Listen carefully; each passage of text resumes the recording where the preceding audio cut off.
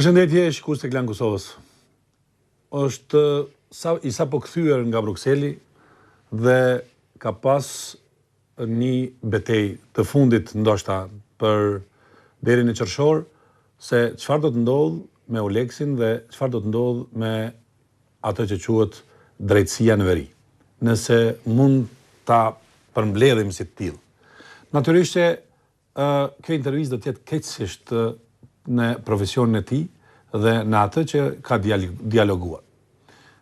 Ndonjë ndërkombëtarë edhe mund ta quajnë se është kryeneç, por fjalia e tij apo kur e kam dëgjuar është se ndoshta juve nuk ju pëlqej, por do bëj më të mirën për vendin tim. Kështu ka deklaruar zëvendës kryeministri Hajredin Kuçi në një takim kur është diskutuar për çështjet e dialogut dhe për çështjet e veriut. Ai është sot mysafir i zonës B dhe do të bisedojmë kryesisht për mandatin e Oleksit dhe dialogun ose për atë që quhet drejtësia në veri, natyrisht edhe ndonjë pyetje që na rrjedh rrugës edhe nuk mund ta mohojmë. Zoti Kuçi, mirë se erdhe. Mirë, faleminderit për ftesën. Unë e thash një sentencë të cilën e kam dëgjuar. Ke bërë mirë për vendin tënd apo i ke lënë të pagnaqur miqt? Mirë, ju duket që keni informatën këtë drejtim, tash kuptimin e asaj që ka qenë dialogu në fundit lidhur me gjykatën e veri. Natyrisht në fund të dialogut ka pasur dikush që më ka thonë nuk po del mirë para nesh, tash nëse del Kosova mirë, nuk prish punë që është dalon. Dhe qëllimi jonë është me mbrojt vendin atje, me mbrojt pozicionet personale. Mirë, kjo domethënë që edhe kjo që ka rrjedhur nga ndërkombëtarët që kanë pas hatërmbetje, besoj që ju nuk e keni marrë si personale. Jo, absolutisht, unë mendoj që unë jam i thirrur me mbrojt interesin atje, me mbrojt kuptimin asaj që më kushtetut dhe unë e quaj nganjëherë kompromiset janë të pranueshme për njerëz që merren ekonomi, nga pak edhe në politikë që janë vetë, për në raport me drejtësinë kompromiset janë dhëmshme. Dhe në këtë drejtim do të kemi qenë pak më rigjid për hir të asaj që është kompromisi ndërsi e krijon një realitet, e krijon një drejt fituar, por duhet të them që edhe si ministri i drejtësisë nuk duhet ta lani në shkrim që të krijoj pasojë pastaj për vendin tim, kuptimin e imazhit negativ edhe për mua dhe për familjen time. Dhe natyrisht dy nënshkrime është dashur të kenë miratimin tuaj. E keni nisur gati 1 vjet e gjysmë më herët dokumentin që pakush ka besuar që e keni thënë në konferencë për shtyp që mandati i Oleksit duhet përfundojë në qershor ose duhet të reformohet në qershor vitit 2014. Është diçka që ka rrjedh tillë apo ka ndryshuar? Mendoj që në veçanti përgjegjësinë publike që kemi ne duhet jemi të kujdesshëm për deklaratat dhe një ministri i drejtësisë, po them, një zëvendës kryeministër, duhet jetë i matshëm për deklaratat kur ka të bëjë me misionin ndërkombëtar për punën që e bën. Është e vërtetë që kam bini vetë që kam thënë që në qershor të vitit 2014 do të përfundoj ky mandat i Oleksit, dhe kjo ka qenë si rezultat që ne kemi biseduar edhe më herët. Në vitin 2012, kur e kemi bërë një transformim në atë kohë, është thënë që do të jetë 2 vite mandat, do të jetë një evaluim i përbashkët. Ne kemi përgatitur një strategji, në fillim është dukur pak iluzore, po them. Edhe në 2011 kam pasur histori të veçantë, po them, këtë drejtim, bile një kohë, besoj që në një takim kemi qenë edhe bashkë, kur është thënë që kështu do ta keni një forcë të madhe me bë veprime të tilla. Nuk ka qenë qëndrimi ynë kryeneç. Qëndrimi ynë ka qenë mbetet racional, por ajo që do të themi kemi në filozofinë tonë dy gjëra. Para, ta ushtrojmë sovranitetin tonë kuptimin e plotë, ato që lejon kushtetuta dhe ligjet tona, dhe dyta ta shfrytëzojmë ekspertizën e njerëzve të Unionit Evropian. Dhe këtu e kam bërë balansin. Mirë, ju 1 vit më herët keni shkuar në Bruksel dhe keni dërguar draftin, nëse më kujtohet, ndoshta ka diçka më shumë se 1 vit. Dhe draftin ja keni dërguar atëherë Brukselit dhe keni kërkuar që të reformohet misioni i Oleksit. Është mirë ta dinë shikuesit se çfarë ka qenë qëndrimi i parë kur e keni dorëzuar letrat e reformimit, nëse më nda qështë? Prezentimin tim, do të them, bini vit ka, por që nga shkurt i vitit kaluar, ne kemi dorëzuar 2 drafte, një në shkurt, një në korrekt, të përditësuar, po e që kështë në korrekt. Natyrisht që drafti i parë, ne kemi bërë në vija më trasha dhe në kuptimin e më rigjid, kuptimin e vullneteve tona, por gjithmonë duke lejuar mundësinë e negocimit. Natyrisht që reagimi fillestar i njerëzve, në veçanti atyre që në Bruksel ka pasur ndoshta nga pak logjikën e iluzionit që e kemi ne. Nuk besoj që kemi pas iluzion për gjëra të tilla. Ne kemi shkuar në mënyrë proporcionale. duke ngritur kapacitetet tona dhe duke kërkuar që të zbritin kapacitetet e EULEX-it në Kosovë. Kërkesa jonë për transformim të EULEX-it nuk është kërkesë të jemi në konfrontim me ta, nuk është logjika jonë të izolojmë Kosovën nga BE-ja, as nuk është logjika që themi ne ndjekim lidhjet e EULEX-it nga Kosova. Jo, përkundrazi, do ta përfundojmë si me përfundimin e pavarësisë mbikëqyrur. Edhe atëherë ka pas dilema, edhe atë proces kam pas fatin që ta natyrisht kuptimin menaxherial, teknik juridik ta udhëheq dhe politik natyrisht kryeministri. Dhe atëherë është thonë që herët me përfundu pavarësia mbikëqyrur do pa që përfundoj. Dhe tani, me 14 qershor do të jetë një mision i ri. Si do ta ketë emrin, do ta bisedojmë. Reagimet e para, si do ta them. Gjithmonë kanë qenë që mos përkërkojmë më shumë, mos jemi pak iluzionist. Njerëzit që kanë jetuar dhe kanë punuar me neve në Kosovë, përfshirë zoti Bosharta Shërtë, marrë zoti Marnak, se në kohën e tij kanë filluar, pastaj të tjerë të kanë parë që ne propozimet tona kemi pasur një propozim sa për thënë. Propozime me faqe të tëra të shkruara dhe të eksploruara për 19 kompetenca të veçanta që ka EULEX në Kosovë. Për gjithë këtë proces, gjatë tërë periudhës, përveç që kam qenë koordinim plot me kryeministrin dhe anëtarët e qeverisë, kam qenë edhe me anëtarët e kryetarët e partive politike opozitare dhe i kam dërguar qysh në atë kohë gjitha propozimet e mia. Përfshi tonat po e quaj, edhe përfshi propozimin e fundit për edhe me strategjinë e rishikuar nga ana BE-s. Pra pjesë e këtij procesi, do të them ne marrim përgjegjësinë për ta udhëhequr, marrim përgjegjësinë edhe për punën që bëhet, kuptimin përgjegjësi edhe pozitive dhe negative, por të informuar kanë qenë dhe të tjerët. Nga se ky proces si model, a do të ju keni thënë se si model na e kemi brenda, është gjykata kushtetuese, që është një domethënë institucion i përbashkët, ku ka edhe ndërkombëtar, por është i udhëhequr nga kosovarët. A do të thotë që prokuroria dhe gjyqësia do të kenë njëjtin model dhe të dy këto institucione nuk do të punojnë në dy vende të ndryshme, siç punon EULEX-i ndërtesë tjetër dhe institucione tjera ndërtesë tjetër? Koha ime që mbi 6 vite si bashkëkryesues si Komision për Rënd dhe Ligj bashkë me shefat e EULEX-it ka treguar një afinitet po e quajt e EULEX-it që të kenë një lloj bashkëpunimi në kuptimin e bazave personale. Por po ashtu është vërejtë shpesh që ky bashkëpunim mungon në bazat legale. Dhe sot para sa mund të jeni të afër në kuptim personal, por jo me obligime. Dhe unë kam bërë një analizë edhe të reformave dhe të punës së sistemit të drejtësisë. Kam bërë kontakte permanente me njerëz vendorë të EULEX-it. Dhe çka kam vërejtur? Kam vërejtur që ne kemi një sistem të drejtësisë, që po e quaj një sistem, që ka qenë dhe tentojmë ta ndërtojmë tërësisht të pavarur, mbi në bazën kushtetuese, legjislative që kemi në Kosovë, me mandatin e përjetshëm për punën që e bën ata, me pagat në nivel të ministrave, mendoj që kam krijuar një bazë të mirë. Por e kam vërejtur që përveç sistemit tonë të drejtësisë, Këshilli Gjyqësor dhe Prokuroria, e kemi edhe një sistem të EULEX-it që është i pavarur nga këta. Dhe kemi pasur një sistem në veri të Kosovës dhe parimisht kemi bashkëjetuar, po e them me 3 sisteme paralele juridike.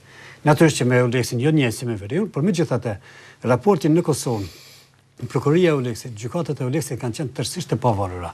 Edhe nga Këshilli Gjyqësor dhe Prokuroria. Kryeprokurori i shtetit nuk ka pasur asnjë autoritet mbi prokurorët e EULEX-it. Këshilli Gjyqësor i Kosovës, kryetari i Këshillit Gjyqësor s'ka pasur asnjë autoritet. Nuk është fjala këtu me prek autonominë e gjyqtarëve dhe prokurorëve. Ne ndërtojmë autonominë edhe për ne. Është fjala që pjesën menaxheriale të jenë pjesë e sistemit tonë. Dhe tani lufta po e quaj. Tash jemi në pikën kur po mundoni të shpjegoni se do të kemi një sistem të përbashkët në një kupol nëse mund të drejtësisë, nëse mund ta quaj. Po, shumë drejt dhe unë besoj që këtë kam arritur ta elaboroj. Edhe para takime, kam pas takime jashtëzakonisht me vlerë do ta quaj edhe në Bruksel, takime që kanë qenë me përfaqësuesit e komandës të operacioneve civile, me zotin Haber dhe të tjerë, që njerëzit përgjithë një mënyrë janë shefat e EULEX-it dhe të misioneve tjera ndërkombëtare. Kam pas takim debatues me gjithë ambasadorët e vendeve anëtare të BE-s, përfshirë edhe të shteteve që se kanë njohur Kosovën. Bila takim është udhëhequr nga ambasadori i Greqisë, ku ka qenë edhe i Çiprit, edhe i Spanjës, edhe i Rumanisë, edhe i Slovakisë dhe të tjerët. Dhe mendoj elaborimi ynë ka qenë jo diçka euforike, jo diçka që krijon hendek në drejtësi, apo krijon mundësi që dikush të ikë nga drejtësia. Por nëse unë kam thënë, po e quaj si propozim tonin, po e dëshirojmë një sistem të drejtësisë në Kosovë, që gjyqtarët dhe prokurorët me modelin e gjykatës kushtetuese punojnë brenda sistemit, janë tërësisht të pavarur, u garantojnë privilegjet dhe imunitetet për punën që bën Kosovë, por ata duhet të jenë pjesë e sistemit të drejtësisë, po kështu edhe në prokurori. Dhe tani besoj që kemi ngrit kapacitetet mjaftueshme. Unë mendoj që në prokurorinë speciale do të kemi prokurorë të EULEX-it, do të kemi në gjykatën, unë mendoj ta themelojnë një departament për krime serioze në gjykatën themelore të Prishtinës, dhe këto dyja të jenë ekuivalente me 5 gjëra që mund të merren, dhe ato gjëra, por jo vetëm ata. Të jenë bashkëpunim, bile propozimi ynë është kështu, të jenë 2 me 1.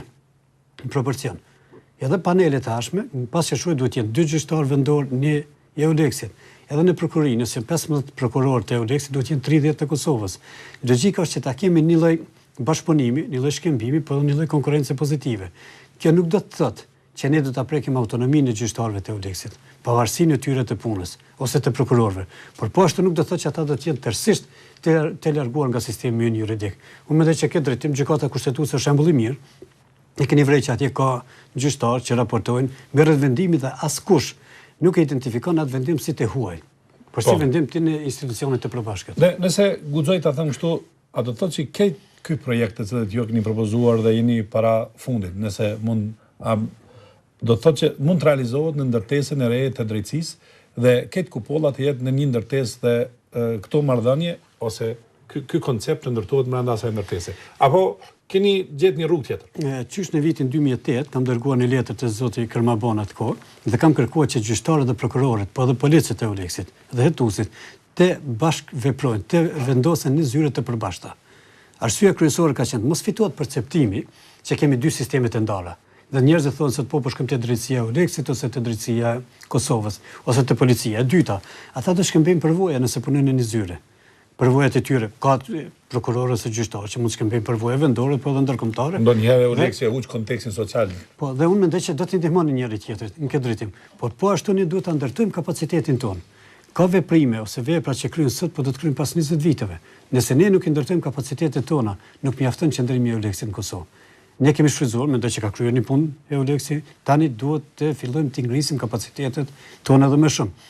Veprimet ku ne e shohim gjendje reale në terren, me siguri përmendën prokurorin speciale edhe në departamentin, ne duhet ose do të jenë prezente edhe për një kohë, por nuk do të jenë sikur kanë qenë deri më tani dhe duhet të jenë proporcion që thash limeni. Mirë, tash nëse përmbajtjen pak a shumë e kuptuam, por nëse mund të themi se kjo e ka një datë të caktuar kur mund të reformohet ky koncept. Kur mendoni që do të startoj një po themi institucioni përbashkët ku do të punojnë edhe kosovarët edhe EULEX-i bashkë në një ndërtesë, në një institucion dhe do të ketë model gjykatën kushtetuese. Unë javën e kaluar kam vizituar pallatin e drejtësisë jo pa qëllim bashkë me profesorët e EULEX-it dhe kam parë hapësirat atje dhe kam kërkuar që në ato hapësirat vendosen bashkërisht edhe gjyqtarët dhe prokurorët edhe vendorët e EULEX-it edhe në zyra të përbashkëta, jo vetëm në katët e përbashkëta, do të mendoj që kjo është simbolik. Unë mendoj që këtë muaj do të kemi edhe 1 ose 2 takime, qoftë në Prishtinë apo në Bruksel. Pres që në muajin shkurt ne jemi të gatshëm si qeveria e Kosovës ta bëjmë një draft të përbashkët, një marrëveshje, e cila do të shkëmbehet prapë në mes të presidentes së Republikës dhe i zonës së shton, e cila do të ratifikohet në Kuvendin e Kosovës. Natyrisht për këtë do të ketë konsultime edhe me liderët e opozitës dhe me 28 shtete anëtare të BE-s. Unë them ky proces i ka 2 konsenzuse. Konsenzusi nacional, që kërkohet prej 2/3 të Kuvendit e Kosovës dhe konsenzusi 28 shtete anëtare të BE-s. Jam optimist që do të arrijmë këtë, dhe unë presin muajin mars më së largu ta miratojmë këtë në Kuvendin e Kosovës. Dhe 15 qershorit ta zë EULEX-in ose misionin e RIS, po quaj EULEX, unë do ta quaj misionin e këshillëdhënës perandalisht në Kosovë, por varet prej negociatave si të shkojnë me një mision të ri në vendin tonë. Mirë, edhe një gjë te kjo pikë. Nëse e dim që disa parti politike edhe nuk janë shumë të gatshme që nuk kanë qenë të gatshme që ta respektojnë misionin e EULEX-it. A do të thotë kjo që ju do t'i arrini 2/3 dhe do të mundni që në një farë mënyre me këto 2/3 ta ndërtoni një mision këshillëdhënës ku do të jenë gjithë bashkë? Apo do të hyjmë në një proces zgjedhor që askush s'është interesuar që ngrej gishtin dhe t'i gjeni 2/3 për reformim? Unë çka mendoj që deputetët e Kuvendit të Kosovës, po liderët e partive politike do të jemi gjithë pjesë e këtij procesi. Natyrisht do të jemi racional. Ky propozim do të jetë propozim i marrëveshjes. Nuk do të jetë propozim vetëm i yni ose vetëm i BE-s, por do të jetë i marrëveshjes. Domethënë i dakorduar që para se me hyrë. Para se me hyrë. Dhe e dyta çka do të them. Me 14 qershor në orën 24 ose 12:00 duhet ta zëj misionin e ri të Kosovës me një vendim të ri të Kuvendit të Kosovës. Do thotë Kuvendi i Kosovës deri në atë ditë duhet ta merr një vendim apo për transformim apo për diçka tjetër. Pra nuk 15 qershor nuk mund të veprohet pa një vendim të ri. Për këtë jemi kushtent të gjithë ne, dhe unë besoj që do ta bëjmë propozim racional. Unë e di që mund të ketë perceptime të ndryshme, edhe unë mund të kem. perceptime, do të thotë veprime, në angazhime, shpeshherë spektakle dhe kështu me radhë, por që do të them, propozimi duhet jetë i bazuar në nevojat parendaliq, jo në perceptime politike. Nevojat parendaliq dhe i bazuar në partneritetin me BE-n. Ne duhet të jemi koshient që pas 14 qershorit është 15, është dialogu i strukturuar parendaliq, është marrëveshja për stabilizim e asocim, është procesi i liberalizimit të vizave, janë një varg procese që na kërkojnë të jemi partner me BE-n. Por partneritetin do ta ndërtojmë duke i bindur që jemi ngritur në kapacitete, jemi ngritur edhe kuptimin e vetdijes, parendin dhe ligjin dhe të funksionimit të tij në Kosovë. Mirë, kjo ishte pjesa e parë e bisedës që ka të bëjë me misionin e Oleksit, se si do të reformohet. Këto biseda që kanë qenë gati për një vit e gjysmë, ku kryesues ka qenë zoti Hairetin Kuçi, ministri i drejtësisë dhe zëvendës kryeministri i Kosovës, natyrisht me ekipin e tij. Dhe pjesa e dytë e bisedës ka të bëjë me atë dialogun e dytë që është zhvilluar pashtu në Bruksel për çështjet e prokurorisë dhe gjyqësisë në veritë e Kosovës.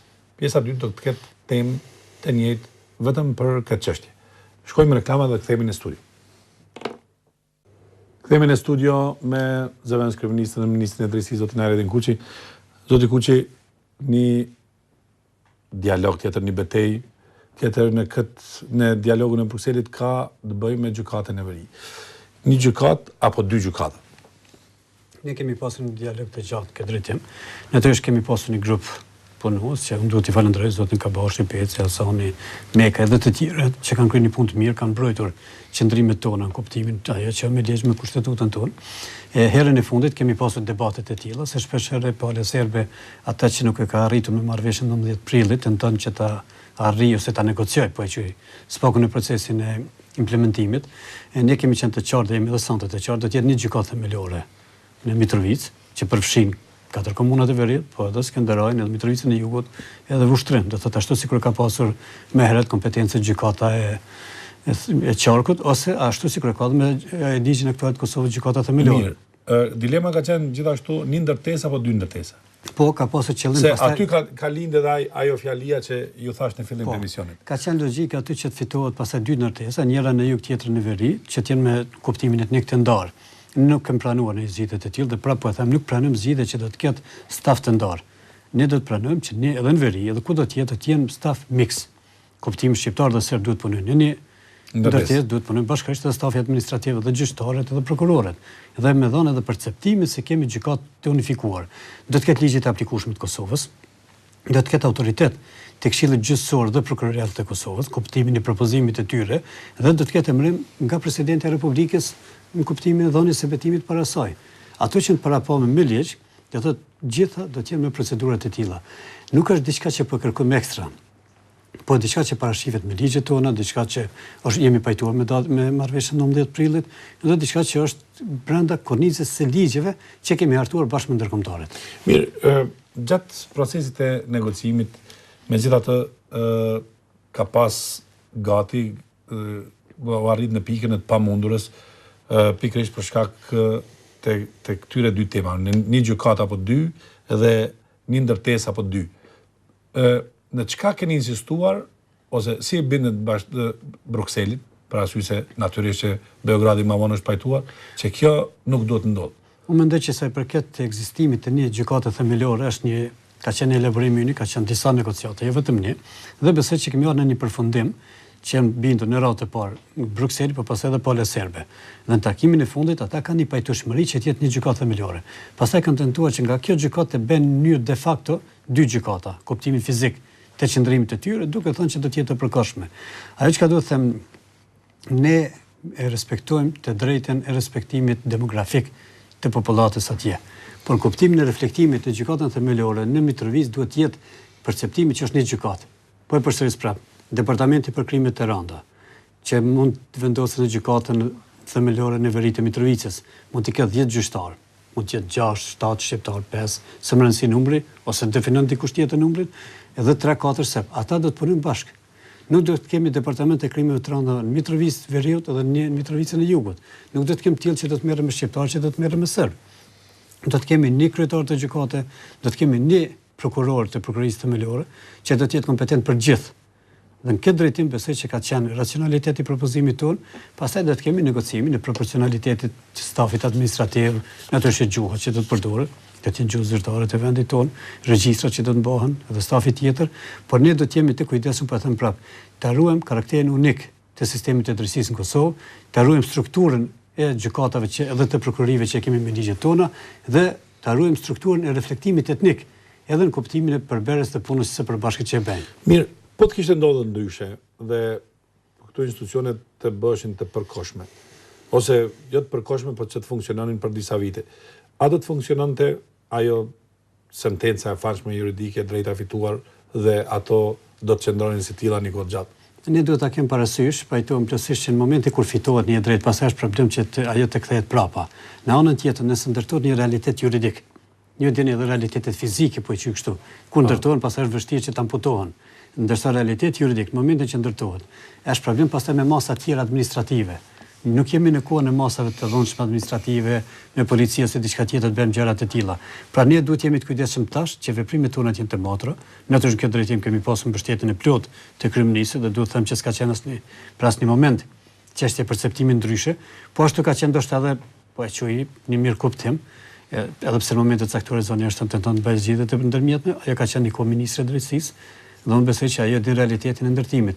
Ajo çka do të them funksionimin e një ose dy gjykata do të funksiononte në mentalitetin e perëndimit.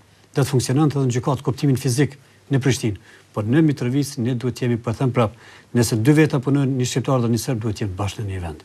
Nëse 10 veta duhet të jenë bashkë, cili do departament, cila do gjykatë duhet të jenë të vendosur në një objekt. Pastaj nëse ndahen departamentet, po e quaj, departamentet duhet të ndahen tërësi, jo vetëm shqiptar dhe serb. Pra në kuptimin etnik nuk duhet të japim gjyrim në asnjë rast dhe këtu ka qenë ndoshta përthyrje më e madhe, sikur që edhe me një gjykatë themelore.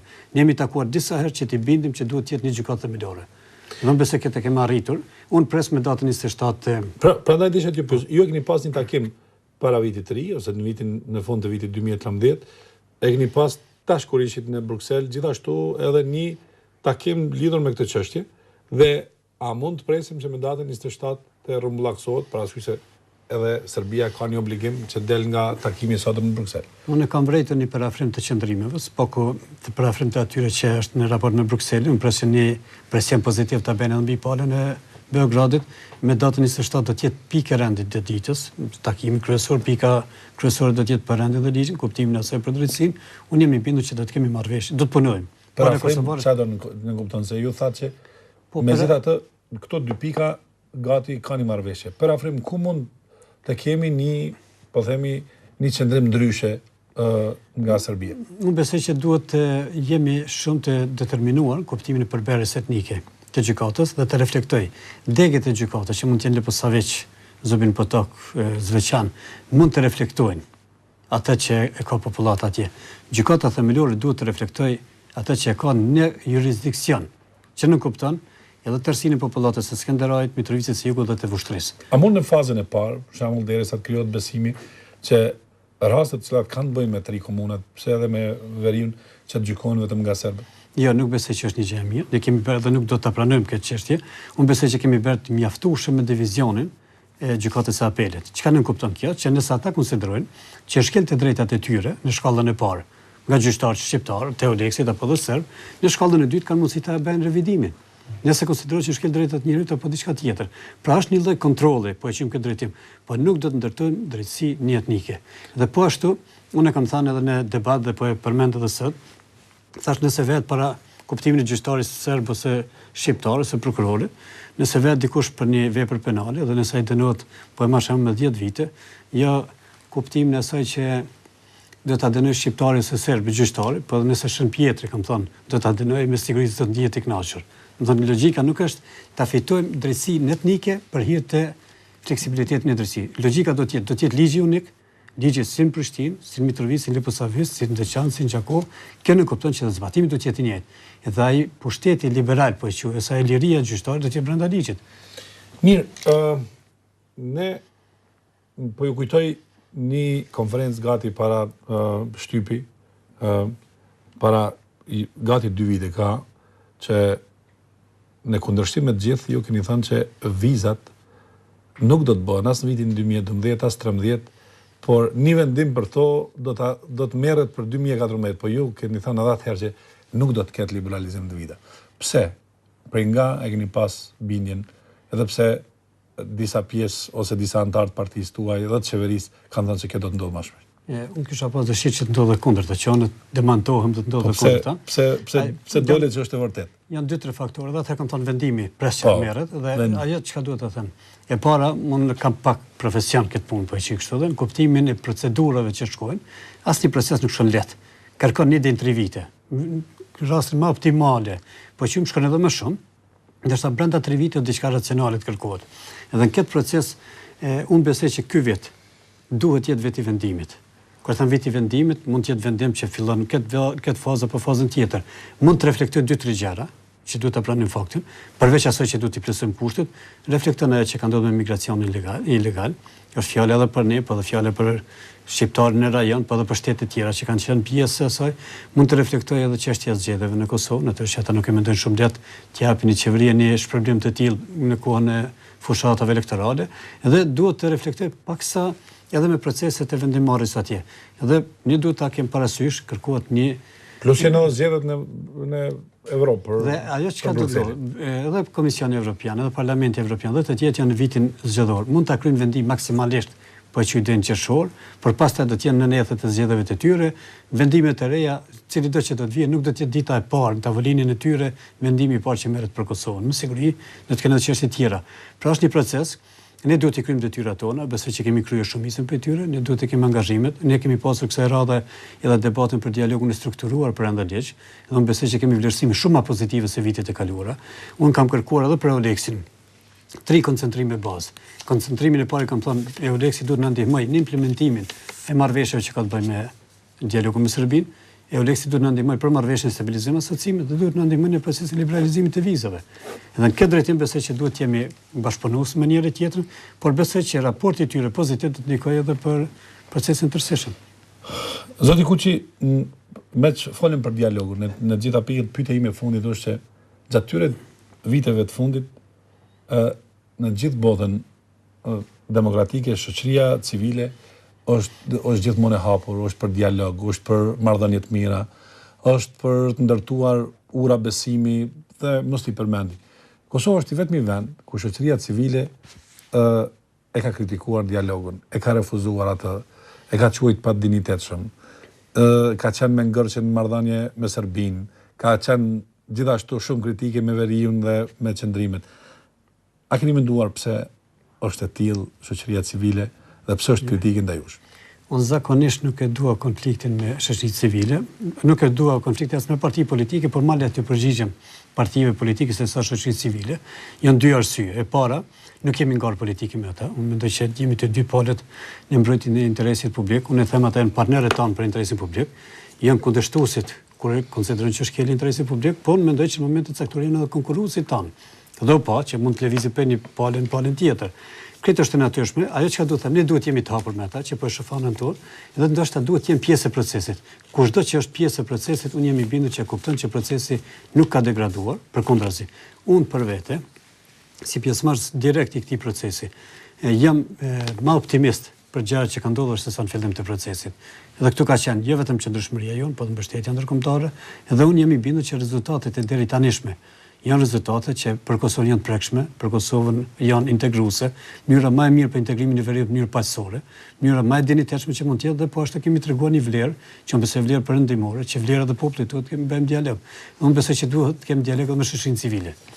Mirë që spaku qeveria e Kosovës në këtë fazë kaloi rolin e shoqërisë civile, ka qenë për dialog dhe ka qenë për gjitha këto, po megjithatë desha t'ju pyes konkretisht diçka me që po flasim për reformën zgjedhore, a besoni ju që do ketë reformë kushtetuese, apo do të ketë reformë zgjedhore, dhe kur do të mbahen zgjedhjet? Qershor apo shtator? Ne duhet ta kemi parasysh kështu.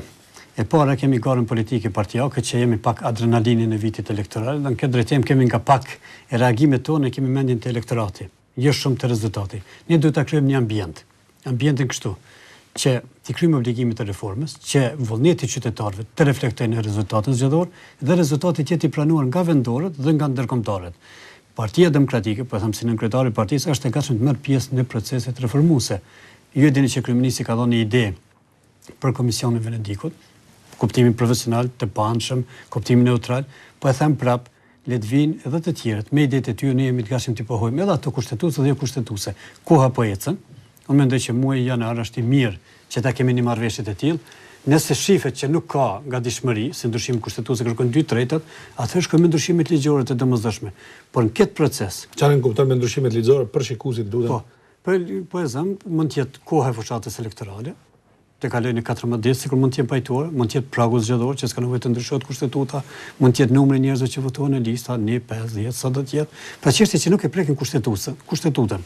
Edhe në këtë drejtim besoj që pastaj të miratohet në Kuvendin e Kosovës. Kërkohet një konsenzus nacional, nuk është koha e reformës elektorale të bëjmë gara kush po e mund tjetrin, por si po e krijojmë një ambient. Ambienti i tillë duhet të jetë i pranueshëm. Paraprakisht zgjedhjet lokale kanë treguar që kemi krijuar një ambient mirë, ambienti reflektoj edhe me zgjedhje të mira dhe zgjedhjet reflektojnë me rezultatet e pranueshme, vendore dhe ndërkombëtare. Kjo duhet të jetë rrjedha e ngjarjeve. Se kur do të marrë zgjedhjet? Qershor apo shtator? Unë mendoj që asnjë parti nuk mund ta vë peng tjetrin që do të bëjnë këtë apo këtë. Por ne jemi të gatshëm të bëjmë zgjedhjet në kuptimin e konsenzusit nacional. Të ulemi, bisedojmë. Një pajtueshmëri kur do që shkohet, qershor, shtator, por duhet të shkojmë në zgjedhje të përgatitur, kuptimin me reforma dhe përsërisë një fakt që është mirë ndoshta për faktorin vendor.